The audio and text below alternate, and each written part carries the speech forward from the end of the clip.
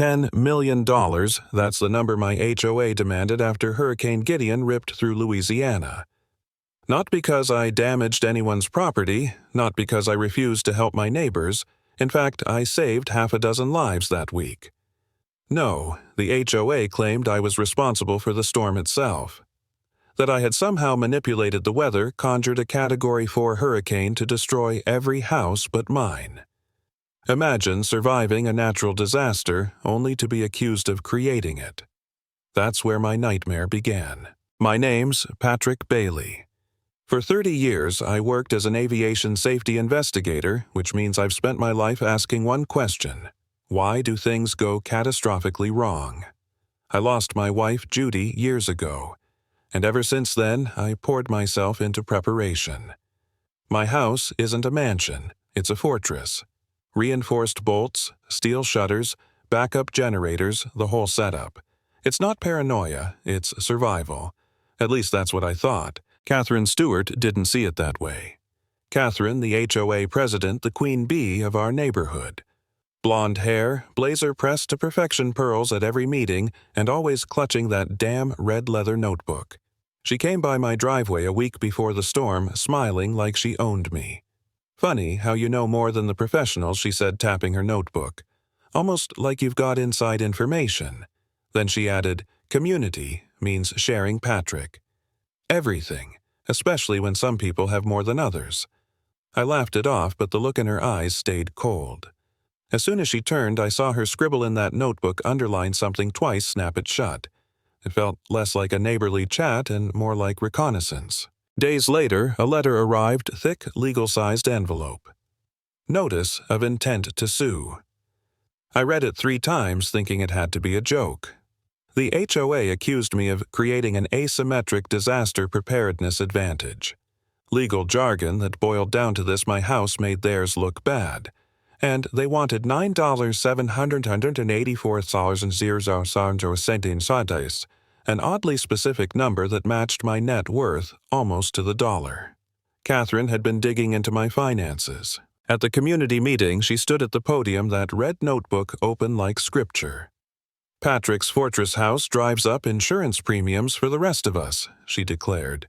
It's unfair, it's irresponsible. Some neighbors nodded, others looked uncertain. When I stood to defend myself, she cut me off. Are you an insurance expert, Patrick, or just someone who likes showing off unnecessary precautions? The room went silent. That was the start of the turn. Then the storm hit. Gideon landed at 2:17 a.m., winds howling at 140 miles per hour. I locked myself in my reinforced safe room, every bolt I'd torqued tested to its limit. 6 hours later, I stepped outside to chaos. Roofs gone, houses, flattened trees, splintered. My home stood untouched, and I knew instantly how bad that would look. Still, I didn't waste time thinking about optics. I pulled neighbors from rubble, handed out supplies, ran oxygen machines off my generator. For one day, gratitude replaced suspicion. But the moment Catherine emerged from the shelter, clutching that red notebook like it was gold, I saw it all slipping away. Within days, the insurance nightmare began. Claims denied, payouts slashed to pennies. Neighbors screamed at adjusters, sobbed in parking lots. Catherine orchestrated the whole thing, embezzling premiums for years, then blaming me for surviving. At the next emergency meeting, she said, "Anyone else think it's strange? Patrick's house is the only one left standing." Murmurs spread. By day 3, Weather Wizard was spray-painted across my garage. By day 5, neighbors who I'd just saved were glaring at me like I'd cursed them. I started doubting myself. One night, I sat at Judy's grave in the rain, whispering, maybe I should just give it all up. Sign over the house, disappear like the others. Catherine had done this before. I'd heard whispers, but a journalist named Emily Carter confirmed it. 9 victims across 8 towns, always the same.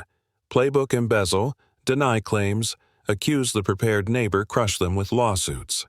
One victim didn't survive the harassment. That nearly broke me. If professionals, husbands, fathers before me had fallen, what chance did I have? But Emily leaned forward, her voice steady. Patrick, she made a mistake this time. On live TV, she revealed details only the architect of the fraud could know.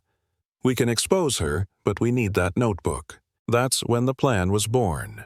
Stage a public press conference, confess to the insane crime of weather manipulation, and lure Catherine into documenting her triumph in front of cameras. It felt suicidal, but we had no other choice. The night of the press conference, the community center buzzed with reporters, neighbors, even podcast hosts hungry for drama. Catherine arrived early, dressed in designer clothes she clearly couldn't afford, her red notebook clutched like a relic. She sat, front row pen ready, practically vibrating with anticipation. I stepped to the podium, heart pounding. "You want to know how I controlled Hurricane Gideon?" The room leaned forward. Catherine's pen touched paper. I paused. Simple answer, I didn't, because that's insane. The mask cracked instantly. Catherine jumped to her feet, screaming, "You're all idiots! Idiots! I needed the money. The casino's $40,000 a month." Her hair came undone, makeup streaking her voice, shrill and desperate. "You believed I could control the weather? How stupid are you people? I wasn't trying to hurt anyone. I just needed one more big score." The crowd sat frozen, jaws slack. The sheriff's deputies moved in.